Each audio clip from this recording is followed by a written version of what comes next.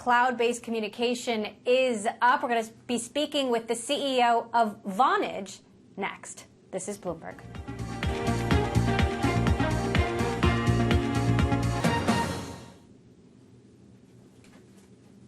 Shares of Vonage getting a boost after the company reported its quarterly results. The cloud-based communications provider seeing a boost from the need for at-home services with everyone working from home.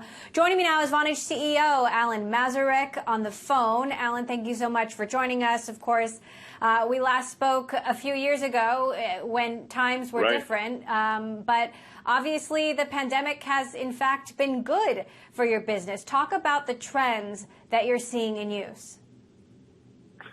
So, tragically so, the pandemic is very good for the core of what we provide, which is cloud-based communications. What you're finding in the pandemic is two trends that are happening. One is remote work, and the other is remotely delivered services. Think like you're no longer going to go to your doctor or your school, and so you see this massive growth in telehealth, distance learning, remote fitness, and the like.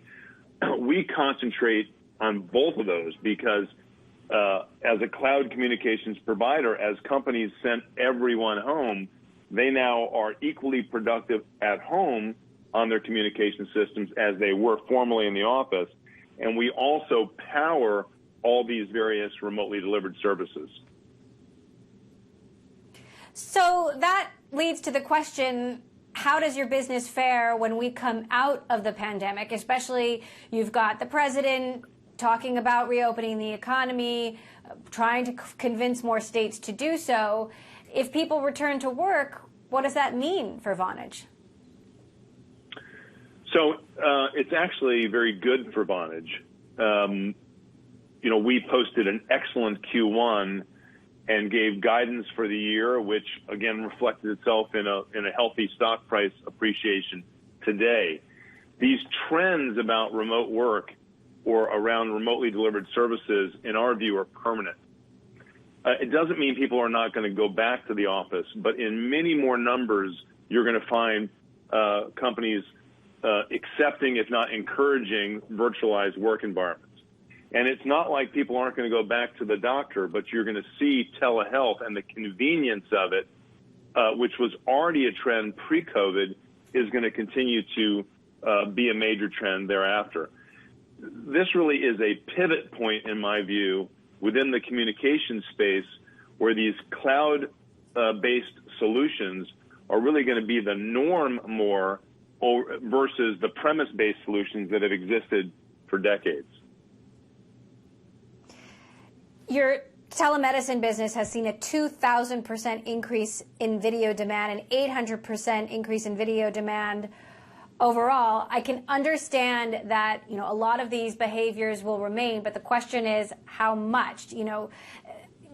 Does it mean that for you, the benefit is somewhere in the middle? Well, it's going to create a permanent shift. And so just take one example, telehealth.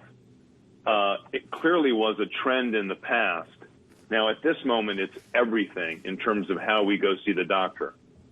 It clearly, as we get past COVID, won't be all the ways in which people go see the doctor, but it's now becoming much more in an accepted way of being treated or diagnosed by a physician.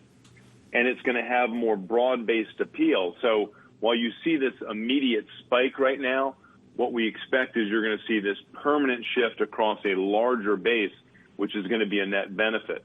You're going to see the same net benefit, in our view, in the remote work notion. When offices open, at some point, most people will go back to the office.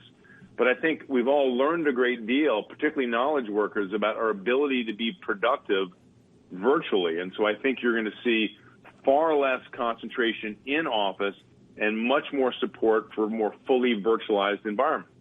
Cloud communications is key to drive that. Speaking of that, Facebook now telling employees they can work from home through the end of the year. They don't expect to reopen offices until at least early July. What's your plan for returning your employees to work? And do you see, for your own company, a return to a more hybrid form of work? I think it is clearly going to be more of a hybrid. Now, we are a very global company now. We're 25 offices globally, literally throughout the world. The situations are different based upon the status of the pandemic in various areas of the world versus where they may be in Europe or in the United States. As we begin to open the offices, we have been very, very careful about making sure that we not only protect the physical health of our employees, but their emotional health as well. So to the extent that they're uncomfortable coming back to the office, they can continue to take their jobs from home. So the whole approach is going to be more of a hybrid than in the past, where many companies really were, sort of tough about everyone being in the office for those 8 hours a day. In our view, what's interesting about this is what we're going to find is employees are going to demand it, not just in our company, but throughout the world, because today it's working. Video interactions are just becoming a part of our everyday life right now. We're going to get accustomed to it. And so Vonage is a talent-driven organization. We compete against the major technology companies throughout the world.